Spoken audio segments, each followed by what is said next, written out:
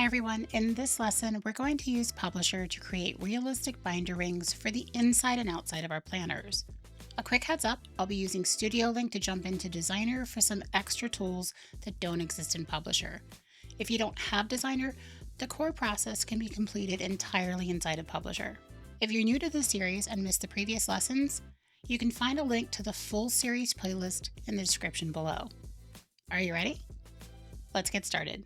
In the last two lessons, we set up master pages for a planner that's bound with no binder rings.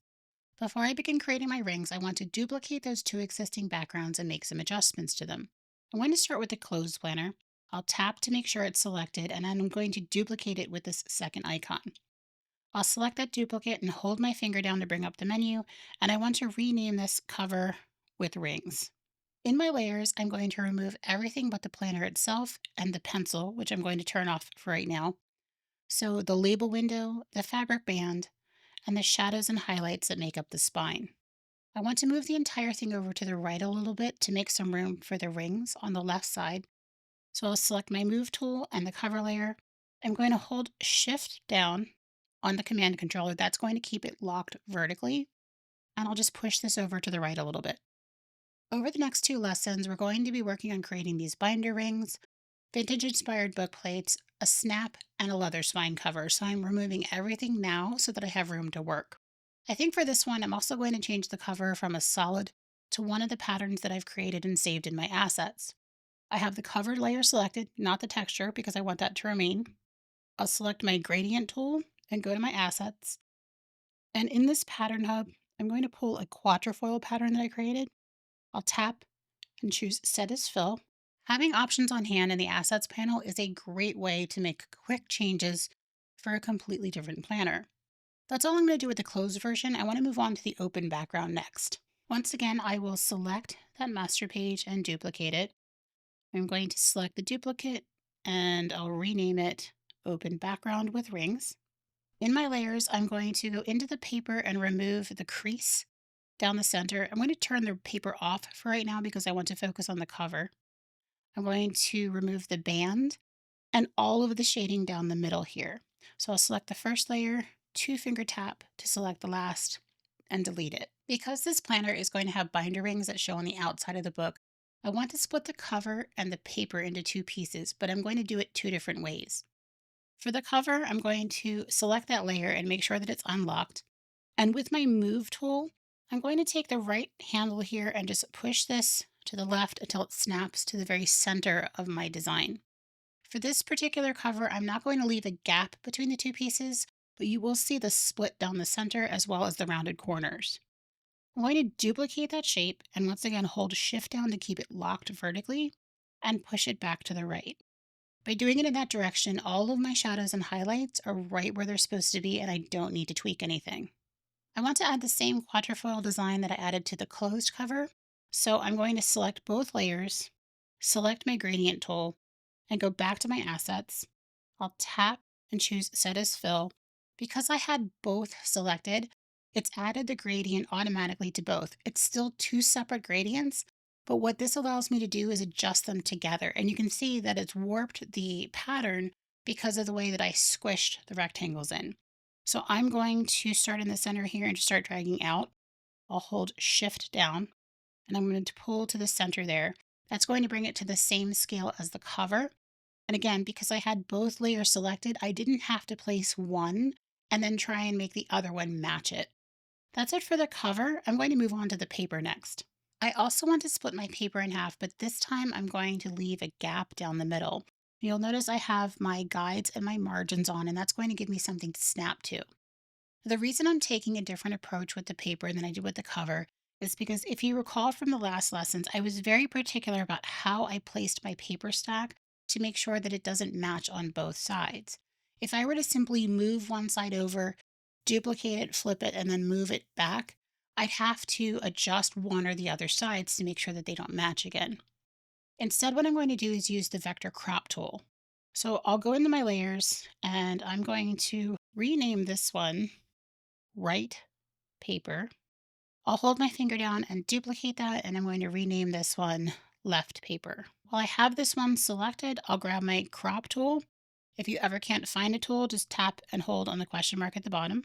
And I'm going to drag this handle to the left until it snaps to that blue margin on the left side. And that's why it's important to have your margins and guides on. I'll select the right paper, and this time I'm going to do the left handle until it snaps to that first blue margin on the right side. And you can see I have my gap down the middle. Now, if I had had content on this paper, not only would, as long as the content was inside of what I was cropping, the content would crop as well. And all I would need to do is make some adjustments. We're going to use the same exact process a little bit later in the series, where I show you how to create a single monthly grid and then split it between the two papers. That's it for both of these, at least for this lesson. Let's move on to creating the rings, starting with the inner ones. I'm going to create a complete set of inner rings first and use one of the elements from the inner rings to create my outer rings. That means I don't have to start all over again, but it also allows for consistency between the inner and outer rings. I pulled one in that I created previously so I can show you what we're going to be working on. Now I want to note I don't add any texture to these. I stick completely with shadows and highlights to get the dimension. That way I can save these to my assets and pull them in at any time. We're going to be using a series of shapes along with effects from the FX Studio to create binder rings along with metal grommets where the rings go into the page. Everything will be non-destructive, which means that I can create these once and make multiple color variations out of them. I'm also going to show you how to make that even easier by using StudioLink to jump into Designer and create a symbol out of a single ring. Let's start out by creating the very first ring. I'm back in the planner and I have my guides on because I want to make sure that the rings that I create don't go beyond the guides because all of my content is going to be on either side of them. I want to make sure that there's nothing distracting getting in the way of that. I'll select my rectangle tool. Now I don't want to take the edges of my rings to the actual guides. Again, they're just there to make sure I don't go beyond them. I'm going to go right about here, keeping in mind that I'm also going to have grommets. And I think I'm going to make these maybe 275 pixels wide, and I'll make them 50 pixels in height. And I'll just lock that just to make sure the aspect ratio stays the way it's supposed to. I'll select my move tool and I'm just going to center these up. Now this is a shape, which means that I can round it off very easily by selecting the rectangle tool again. And I'm going to tap to select round. And I want to make this a pill shape, so I'll bring that up to 50%. I'm not going to convert this to a curve. I'm going to leave it set as a shape so that I could always come back in and use this control handle to adjust the roundedness if I decide to create variations on this. Now, I don't want to keep this a solid. I'm going to go to my palette. I have a linear metallic gradient that I want to add. So I'll tap to add that. And let me just break down how this is set up. Let me grab the gradient tool. It's dark on both sides because that's going to give the impression of it receding into the hole in the paper. It's got a sort of lighter caramel color that's giving a slight highlight. And then next to that, it's got a brown color. So overall, it's just a basic linear metallic gradient. But I'm going to add a little something by using a stroke around the edge as well as some ellipses. To add some additional shading around the edge, I'm going to duplicate that shape. And I want to switch this to a stroke, but change it to a solid brown fill. That's a little too light, so I'm going to drag down on the color dot to bring the luminosity down. This is set at 1.5 points, and that's fine. I'm going to use the Gaussian blur to blur it up. Before I do that, I just want to make sure that this is clipped inside of the shape, because once I blur it up, I want all of the blur to remain inside of the shape. I'll go to my FX Studio. I'll tap to turn on Gaussian blur, tap to get the contextual menu, and I can just drag my pencil across. I want it to have some structure where you can still see it, but I want to blur it up so it's a nice shading around the edges. Because this is a stroke, if I find it's too much, I can always go back into my stroke panel and adjust the size, but I think this looks good. I want to go back to my layers, and I want to change the blend mode to, I think, multiply, and I want to keep the opacity where it's at. Finally, I want to add some highlights slightly left to center, and I'm going to do that using two ellipses.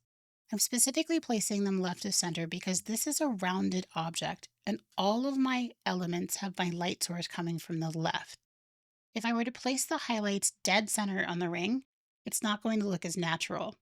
So I'm going to go back to my palette here. I want to fill, And I'm going to use this sort of oatmeal color, which I actually pulled from my gradient and just brought the luminosity up. That way I know that it'll go well with the colors it's sitting on.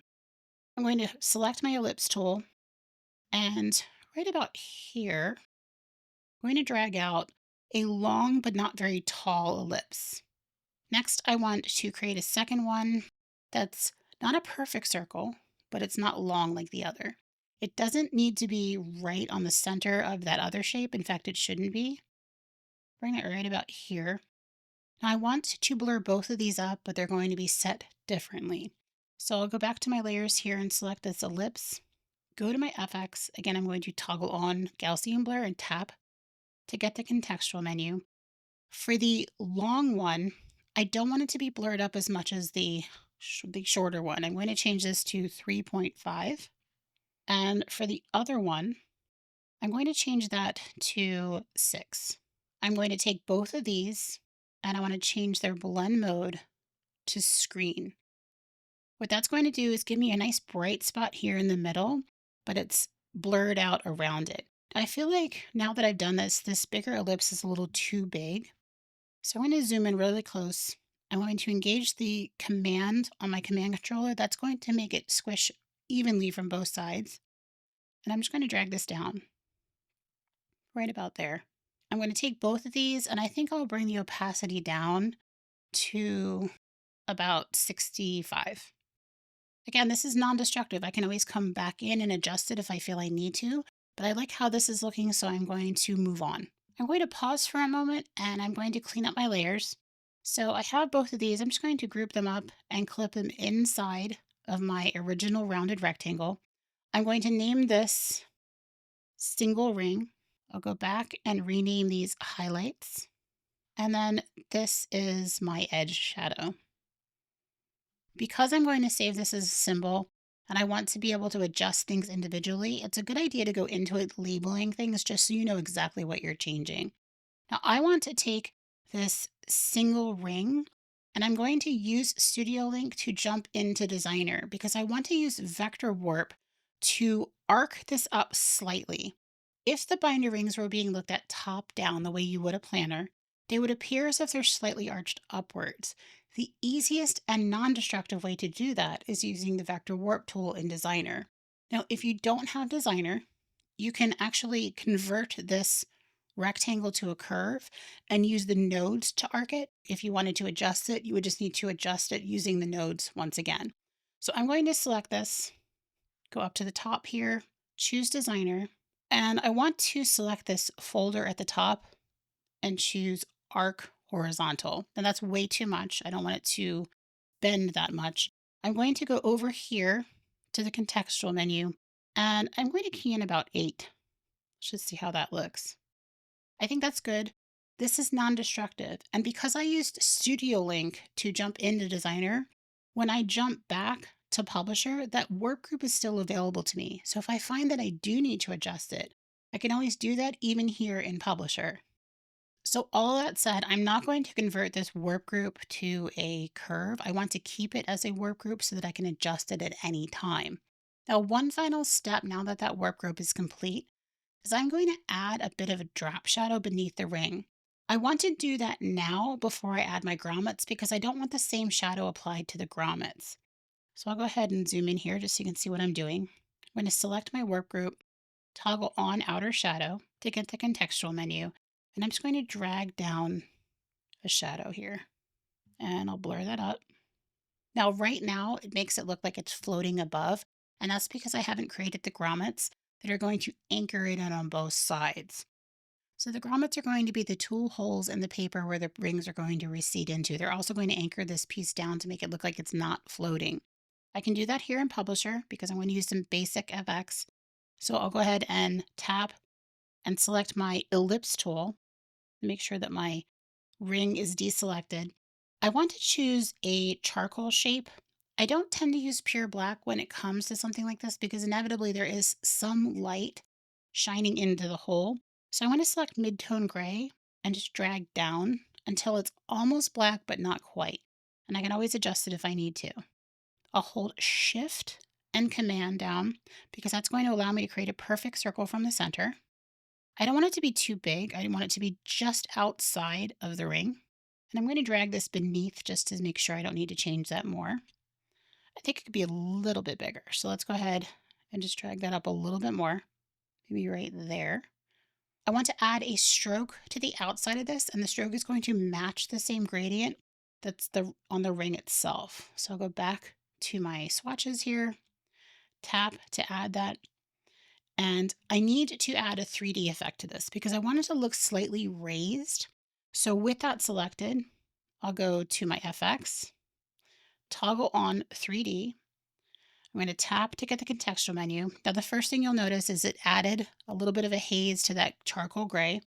So I'm going to go back and bring that a little bit darker. Again, I'm not going all the way to the black.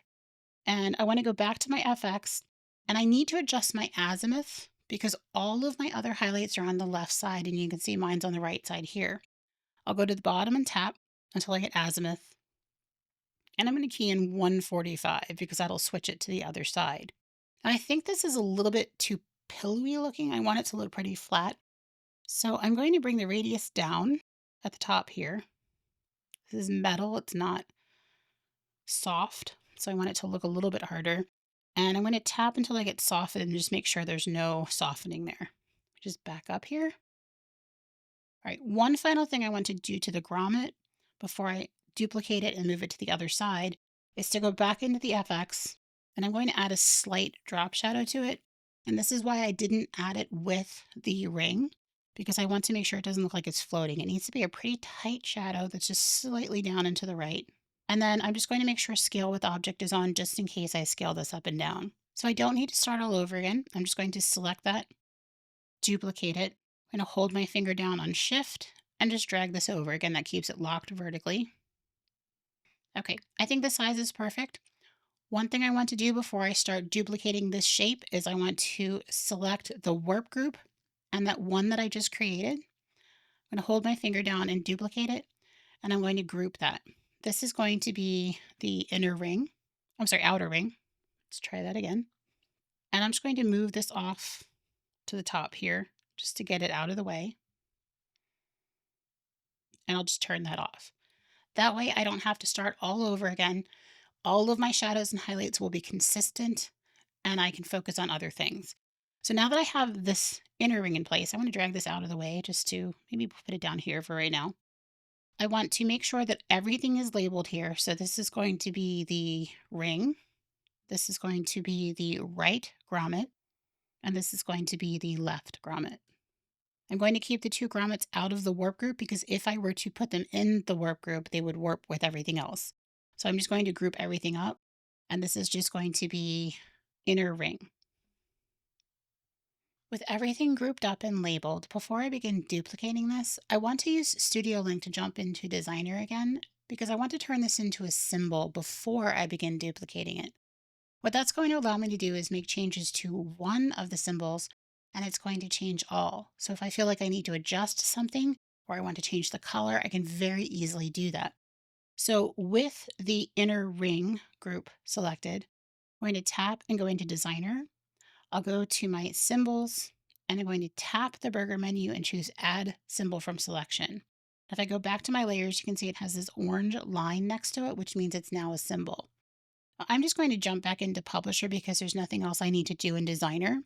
Let's back up here. I'm going to hold my finger down and duplicate. Now I want to move this a certain amount so that I can make sure I'm moving it the same amount on the outside, again, for consistency. So what I'm going to do is go to my transform panel, and on the y-axis, I'm going to key in plus, let's see what 100 pixels looks like. I think I can go a little bit more than that. So I'm going to do another 50 pixels. 150 pixels looks good. I ultimately want about 20 of these on my paper. So now that that's moved, I'm going to just keep holding my finger down and use the quick menu and duplicate to power duplicate this down the page. I have 20 on the page. I think that's plenty. I'm going to select all of them, and I think I'll group them up and just make sure they're centered on the page. Now I should hold shift down. That's going to keep it locked horizontally, so I can just drag this down. till it snaps into place. And there's my inner rings. So I'm all set to move on to the outside and finish the outside rings. The outer rings are going to be pretty easy given we already have a head start. So I'm going to select that outer ring, grab my quick menu, choose cut. I'm going to go to my master pages, find that closed cover, and I'll choose paste from the quick menu. Now I'm not going to worry about the exact placement on the book here, at least top to bottom. I just want to make sure that I have the right spacing. And remember, I used 150 pixels on the inside. So I'm just going to place this right about here. Now, as it is, this actually would be fine, but I want to add an additional shape to this before I turn this into a symbol and duplicate it. I want to create a slight curved shape underneath everything that makes it look like it's curving under the book. And I'm going to do that using the pen tool. I'm going to tap, hold shift down and create a straight line here. Come up to here and here. The easiest way to use the pen tool is to tap out a polygon and then just use your node tool to adjust it. So I'm actually going to drag this below the planner. That way I can see exactly where it's sitting. Grab my node tool and I'm just going to drag this right about here and drag the curve out a little bit and bring this maybe down a little. Let me add the gradient to it and I can see if I need to adjust it any further. So I'll remove the stroke. I don't need that. I'm going to add that same linear gradient and you can see that it's added a nice highlight there, but a shadow where it's coming in. So it needs a little bit of adjustment. I'm just going to bring this maybe to about here, push this up and bring this down and in. There's no perfect set shape. You just kind of back up and see how it looks. I think that looks pretty good. The reason that it's not looking great though is because it doesn't have a drop shadow. So I'm going to go in to my original shape here and I want to select that warp group, choose copy. I'm going to go to the curve, go back to my edit menu and I'm going to choose paste FX. And that's going to paste that drop shadow. So now if I back up, I think it's almost there. I think this might be down a little bit too much. So let's bring this up and maybe bring this out. I want to group my two ring shapes up and turn them into a symbol, but because this is beneath the planner, I can't do that. So I'm going to make one adjustment. I'm going to grab my move tool and I'm just going to drag this to the left until it snaps flush with my planner. And now I can bring this up and I'm not worried about cutting anything off. So I'll select both of those shapes, group them up, and I'm going to label this outer ring. I'm going to jump back into Designer using StudioLink, and I'll add this to my symbols. I'm ready to duplicate these now that it's a symbol. So I'll hold my finger down and duplicate, and I'll go to my transform panel, and I want to go down on the y-axis plus 150, and I'll just power duplicate that until I have 20. All right, with those in place, I'll go ahead and select all of them, group them up. I'm going to hold shift down to keep them locked horizontally and just drag them up to the center. And that's it for this lesson. Coming up in the next one, we're going to create some additional findings for the outside of our planner, including a vintage-inspired bookplate, a leather snap, and a leather spine cover. That next lesson is coming up soon. But in the meantime, again, if you missed any part of this series, you can check out the full series playlist, which you'll find right here. Thanks for watching.